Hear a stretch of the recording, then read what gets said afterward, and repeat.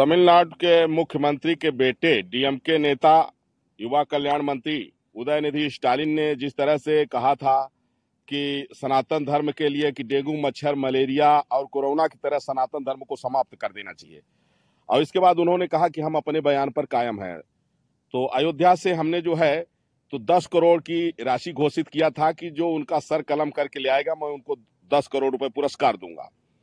इसके बाद जो है उन्होंने कहा कोई फर्क नहीं पड़ता, तो हमने कहा कि अगर जरूरत पड़ी तो मैं इसको और इनाम बढ़ाऊंगा और फिर हमने घोषणा किया कि मैं 18 सितंबर को मैं स्वयं जाऊंगा, उनसे मुलाकात करूंगा और मैं उनकी गर्दन स्वयं काटूंगा।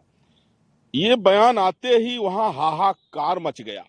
जो व्यक्ति 120 करोड़ जो है भारतीयों की हत्या करने का बयान दे रहा था, जो व्यक्ति सनातन धर्म को समाप्त करने की बात कर रहा था, वो इतना डर गया क्योंकि बाप उसका मुख्यमंत्री और बेटा समाज कल्याण मंत्री। वहां केस तो उसके ऊपर बनता है। अगर वो इस तरह का बयान न दिया होता तो फिर उसके पहले तो हम लोगों की कोई प्रतिक्रिया नहीं थी, लेकिन जब उसने सनातन धर्म को समाप्त करने की बात कहा तो सनातन धर्म तो तब समाप्त होगा ना जब सनातन धर्म को मानने वाले समाप्त हो, उसको मारा जाए। तो सनातन धर्म को मानने वाले 80% भारत में हैं, लगभग 120 करोड़ हैं। 120 करोड़ लोगों की हत्या करने का बयान समाज कल्याण मंत्री उदयनिधि स्टालिन ने दिया। उसके विरोध में मैंने कहा और मैं 18 सितंबर को तमिलनाडु चेन्नई पहुंच रहा हूं उदयनिधि स्टालिन का सर कलम करने के लिए। उसने जो हमारे ऊपर जो है राष्ट्रद्रोह का मुकदमा पंजीकृत कराया। अब राष्ट्रद्रोह का मुकदमा चूंकि उसका बाप मुख्यमंत्री है, वो खुद मंत्री है, अब पुलिस उसकी है। मुझे पता लगा है कि तमिलनाडु के डीजीपी रात भर रोए हैं बैठ करके। वहां की पुलिस रात भर रोई है इस बात को लेकर के, क्योंकि यह गलत हुआ है। राष्ट्रद्रोह का मुकदमा तो उदयनिधि स्टालिन पर बनता है, जिन्होंने 120 करोड़ निर्दोष सनातनियों की हत्या करने का बयान दिया है। अब उनके बयान की प्रतिक्रिया में हमने कहा कि जिससे वो अपना बयान वापस ले लें, तो कहा कि नहीं, हम अपने बयान पर कायम हैं। और जैसे ही हमने कहा कि हम वहां 18 सितंबर को आ रहे हैं, तो FIR क्या करा रहे हैं कि यहाँ भय व्याप्त हो गया है, सब डर रहे हैं, तो बिल में घुस जाओ। ऐसा बयान क्यों दे रहे हो? माने मेरा नाम सुनते ही कि मैं 18 सितंबर को आ रहा हूं, वहां भय व्याप्त हो गया। मैं गारंटी से कह रहा हूं, जनमत संग्रह करा लिया जाए।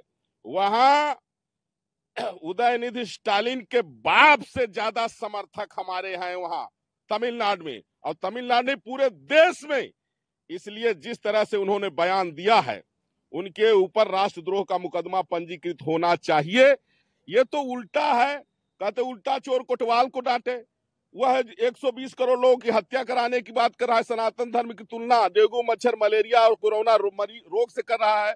सनातन धर्म को समाप्त करने की बात पहले वो कर रहा है, और अगर प्रतिक्रिया में हमने कह दिया तो हमारे ऊपर राष्ट्रद्रोह का मुकदमा पंजीकृत हो रहा है।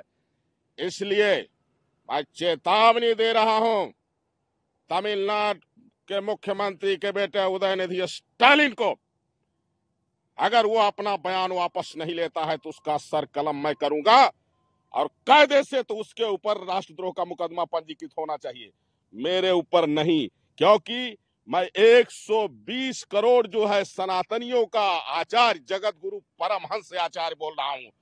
हमने कभी भी हिंसा की बात नहीं की, लेकिन जब तुम 120 करोड़ लोगों की हत्या की बात किए हो, सनातन धर्म को समाप्त करने की बात किए हो, तो प्रतिक्रिया में हमने बयान दिया है। और अगर बयान तुम वापस नहीं लोगे तो गर्दन तुम्हारी कटेगी। तुम्हारे राष्ट्रद्रोह का मुकदमा पंजीकृत कराने से मैं राष्ट्रद्रोही नहीं, मैं सनातन धर्मावलंबी हूं, मैं प्रखर राष्ट्रवादी हूं, मैं जो है देश प्रेमी हूं। राष्ट्रद्रोही तो तेरा बाप है, राष्ट्रद्रोही तो तू है, और तुम्हारी औकात मैं दिखा दूंगा। क्या महाराज आपकी तरफ से भी कोई एप्लीकेशन वगैरह दाखिल की जाएगी? हमने भी जो है तो अयोध्या कोतवाली में उसके खिलाफ राष्ट्रद्रोह का मुकदमा पंजीकृत करने के लिए उससे पहले हमने जो है तो तहरीर दिया है, लेकिन उसके खिलाफ नहीं हुआ। और वहां चूंकि अब पुलिस पर दबाव बना करके उसका बाप मुख्यमंत्री है तो उसने करा दिया है, तो उसके कराने से नहीं होगा, उसकी छठी का दूध मैं याद दिला दूंगा।